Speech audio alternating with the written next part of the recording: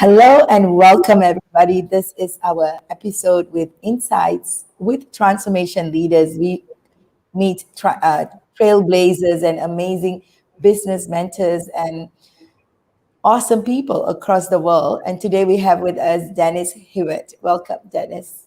Thanks for having me. Yes, and this session, Denise, is all about people like you who show up in the world as a mover and shaker and change makers and disrupt what's happening in the world. Just that is so amazing because that inspires our audience to become more effective and more energized in the way that they live their life to the fullest. So thank you for showing up with us today. Thank you for those kind words. Yes, and dear friends, Denise is the founder and CEO of Script. Right, we're going to hear a lot about that because this is a digital screenplay marketplace to bolster scripts from underrepresented groups. She comes from the world of entertainment, fashion, and nightlife, starting her career as a director of sales and marketing at famed nightclub, The Box, and also working for cultural trailblazers like Patricia Field from the Sex and the City, Ugly Betty, and also people like Marvin Jarrett, NYLON, right? And the Country Live, Simon Hammerstein, and also Randy Weiner, before she has started her creating her own content at MTV and Endemol. She's going to give us some interesting insights as she's also a seasoned television and digital producer. So now she's into activism and entrepreneurship in the entertainment field. So we're going to have some, she's got such an amazing and insightful profile that I can go on and on for that, but it's so wonderful with what you have to offer for us today. Thank you so much. Yes. So tell me all about what inspired you to start what you're doing today. Yeah, scripting came out of my sort of frustrations with the entertainment industry, largely because it's a 100-year-old business, but very few things have actually been disrupted or innovated. And knowing that, I was looking at a few inflection points of the fact that, writers and creators wanted to be more empowered, but really we were like relying on an old sort of system and like the agency model. And then you have the reality that we are not very representative of the world on camera. And I felt like we knew that the audiences were wanting to watch inclusive content, but yet we weren't making it. And so how do you create the bridge from helping screenwriters from all different walks of life get their stuff made to creating a more inclusive entertainment ecosystem? And so the goal really was with Scripted was to build a space where there was no barrier to entry. It didn't matter about who you know. It just meant like a free database, not pay to play, where people could upload their work. We could help them connect those dots. And the goal was that if you create a more representative pool, you will naturally get more inclusive content. Yeah, I think, those are the gaps that people identify and go into the niche of it. And you have done it quite effectively. And you've been at it for a while, isn't it? Yeah, a little over half a decade. Wow. And you don't look anywhere near that. But I don't know, when did you really start then? I mean, like in your mom's tummy before she gave birth? I look younger than I am, but old soul, young face. Okay, good. I like that. I love to see that because it looks like a lot of us, get into that space because of some, situation we've been through. Was there any particular thing that you went through for you to say that, as much as you talk about the frustration? Yeah, I mean, I think, the closest thing I can point to is that I'm a white woman, which is the dominant sort of type of woman you see on the screen. But the reality was I wasn't relating to the female characters I was watching. And so as someone who really valued her career and her dreams, we weren't really seeing that narrative being shown. And so I was like, well, if I feel left out and there's tons of white women on screen, then we can only imagine to the extent that other people feel left out or not seen or not heard. And when you look at the numbers and like the money we were missing out on, it just didn't make sense to me, to be honest. As a producer, I became a producer to create content that created impact. I wanted to, and then when you start to get in system and you realize like, oh, that's never going to happen. I can't create the type of content I want to make if I don't fundamentally change some things about this business. And so really for me, it came out of me realizing that I didn't have a future in entertainment if I didn't try and shift the systems. And so at the time, I come from an entrepreneurial family. My dad's an entrepreneur. My brother's an entrepreneur. At the time, my boyfriend was an entrepreneur. And I was like, they're not smarter than me. I can go do this. And so that's really why I decided to take the leap. Fantastic. I know I really relate to when you say that in terms of the way that people show up in the screen and also how it's represented. I know these are things not shared. You know, we only see the glamour side of everything. And then there is this unsaid things. And you're making me remember one quote our mentor, late mentor, Buckminster Fuller said, and he's American PhD. He got a lot of honorary PhDs to his name. He talked about it as what needs the problem to be solved is a problem that you see as a need to be solved and nobody else is doing anything about it. So only you can see it and you come up with a solution for it, and nobody else is going to do anything even if you don't do it. And so it's wonderful you found your purpose and your niche on that space. How do you feel it's supporting the industry right now? I think we've been able to birth a lot of careers and get a lot of things made. 90% of the content sold off the platform has been written by women and people of color, which is pretty profound, knowing that just a different pool, different results. That being said, I'm not 100% sure we've made all of the impact I've hoped to make, largely because I think Hollywood is just in this past year catching up to the reality. So I think that, like, you know, this is the first president we've ever had in the US that can acknowledge systemic racism. We have the first, obviously, police officer ever convicted of killing a person of color this past week. So there's like strides are being made, right? Like we're having more and more accountability or more awareness, but I still think the systems that exist in the US are not ones that are fully supportive of all people. And so I think that's a big challenge with the business I've built, is that we're not just pushing a business, we're really trying to change how I would love to see a Hollywood where we see people in their full humanity all the time. I just love the way that you put it, because at the end of the day, the conversation you're saying is your idea is big. You have been at it for so long, and it's the time has come. Am I right to say? I hope so. I mean, I think nothing changes if we don't try. And I think change is unfortunately slow. And I think we are creating more and more of a tipping point. But I mean, I'm optimistic, but I do think we have a long way to go. I just hope enough people are waking up fast enough that we can really heal through story. Fantastic, fantastic. You know, when we talk about the entertainment and the media industry, especially when it comes to digitalization, and that's what you're talking about, what do you really see the future of the industry in that sense? I think we're in a really interesting moment, right? You have, specifically in the US, a lot of competing streaming platforms, and have all these platforms and a lot of creators that are building these businesses on behalf of these platforms, but creators are still not living sustainable lives. And so a lot of what I'm looking for in the future of entertainment is, how do we create a structure that is supportive of the creators that have built these platforms? How do we create structures that allow them to live sustainably and be creative, right? Like if you're in a survival mode, you inherently are less creative because we need rest and all these things to be creative and be in flow. And so that's a lot of what I'm looking at. I do believe not everyone will survive. There's a lot of companies that I think aren't looking to the future, and Hollywood has a big problem with being reactionary versus looking ahead, which is why streaming is what it is, because Netflix came in and ate a lot of people's lunch while they didn't realize it was what was happening. And so I'm always looking at the future and trying to think, what are the mechanisms or ways we can build so that we're actually being supportive of a creator economy versus exploiting the creatives. And so I don't know. I mean, this is the big question I have right now, but that's really what I'm focusing on moving forward, is like, what could that look like?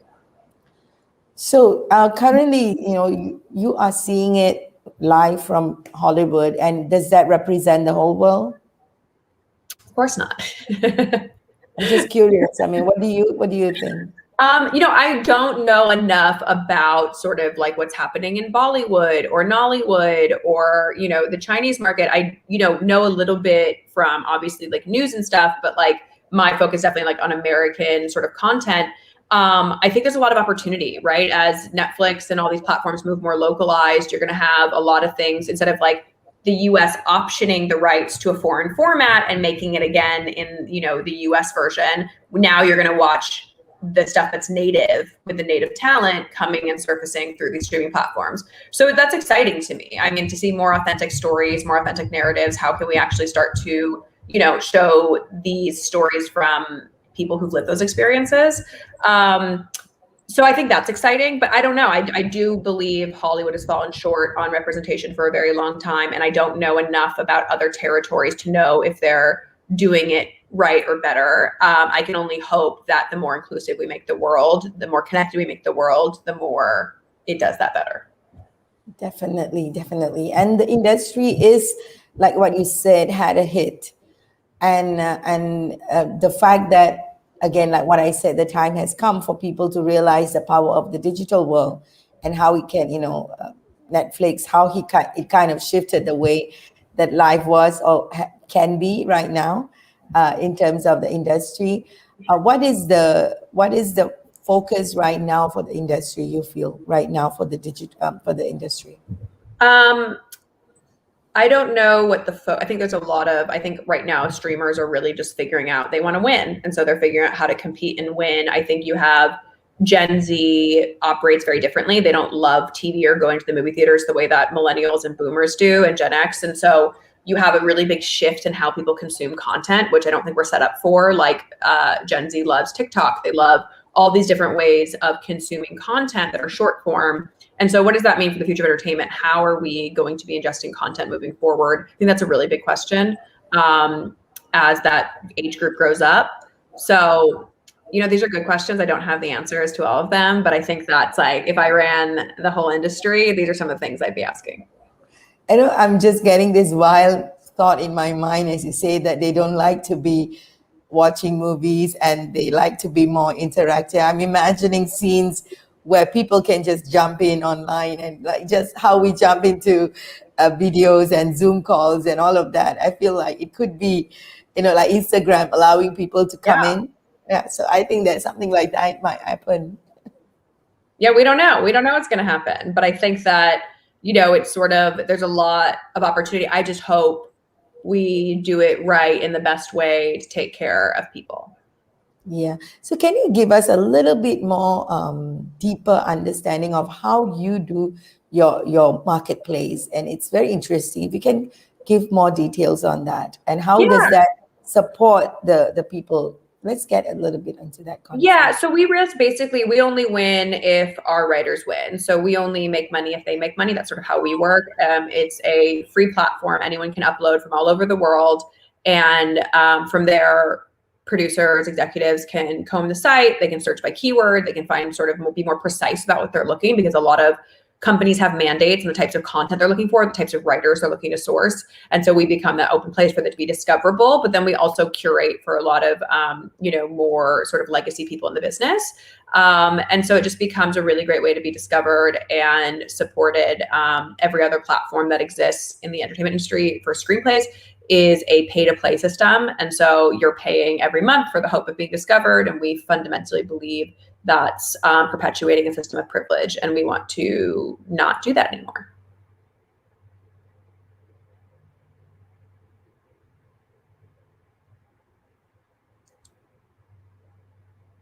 Sorry, just a moment, just got a little bit this thing. So tell me a little bit more on when you talk about these careers that's being created in the industry right now, or if there is such a journey that's taking. Is there new career possibilities in the industry? And how do you see that, careers evolving in today's economy, especially right now in the world? Yeah, I think it may not be just for the Hollywood. It's a global thing, I personally feel.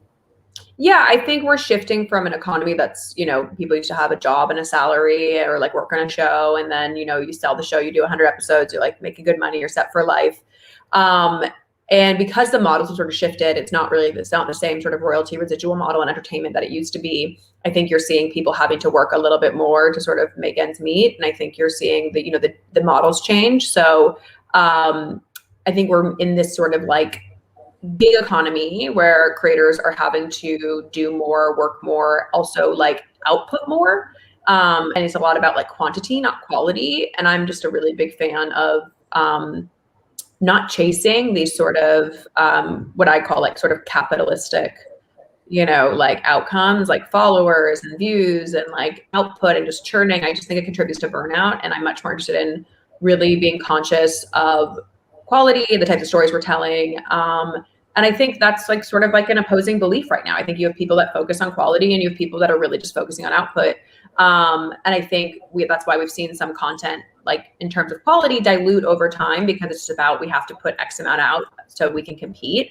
And I hope we sort of have like a shift to like different values, or like remembering sort of the power of story and why story matters.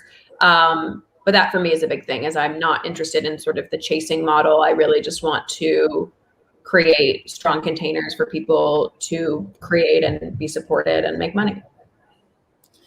It's going to be wonderful. I'm really seeing the evolving nature of all these various career paths in the world, because this is a huge economy, the entertainment space. Yeah. And that needs to be shifted. And like, that's Netflix, that's going to be like what we said, many other kind of opportunities that show up. Because so do you have any? Well, I was going to say that I think my big, getting by is when I was growing up, everything's about what are you going to school for and what track are you on and blah, blah, blah. And I've sort of like, bucked that whole idea. We can do all the things that we want to do and not be defined by one of them. Yeah. And what are the challenges you faced when you did that? I'm just curious. I think I still face those challenges. I think it's hard for people to comprehend. They're like, well, what are you focusing on? Or like, what are you leaning into? And everyone works differently. And some people do need to work on one thing and that's how they work. I'm sort of different. I appreciate multi-stimuli and that's sort of what energizes me. And I'm like a very efficient worker. And so for me, those different inputs help me be more creative and more innovative, and also like have a really good understanding of like what's coming in the future. If I was doing one thing, I might be too like mired in a path. Well, I have a multitude of interests, and those things really help me predict rather than react.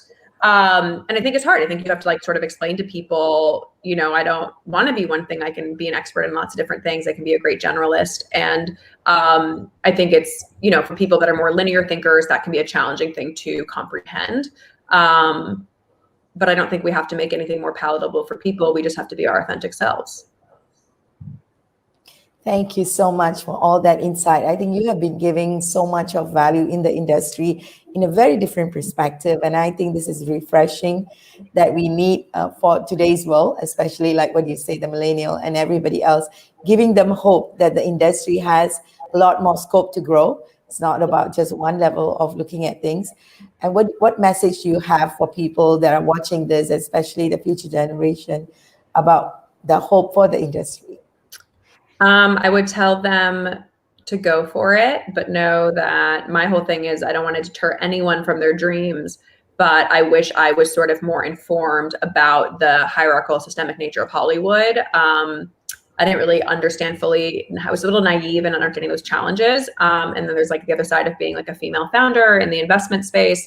And I just want people to like understand what you're up against, but go for it, set yourself up for success. I'm very much about, and if you fail, it's a growth mechanism, and that journey of growth, you cannot put a price tag on it. So it's worth it. Fantastic. Failure is a growth mechanism. I just love that. Thank you so much, Denise. I think you've been such a joy and a refreshing thoughts you have brought into the table. And definitely this is something that we can move forward with much more confidence, that there is such movers and shakers in the industry that's making the small changes. It may look small right now, that can create massive ripple effect for the future for all of us. Thank you once again for being with us. Thank you so much for having me. It's such a treat. Thank you, everyone. And thank you for watching these sessions, and share with your friends this video, because we are all about impacting the world with business leaders and trailblazers who make the difference for humanity. So this is a project of Go Global Business School. We see you next time. Thank you. Bye-bye.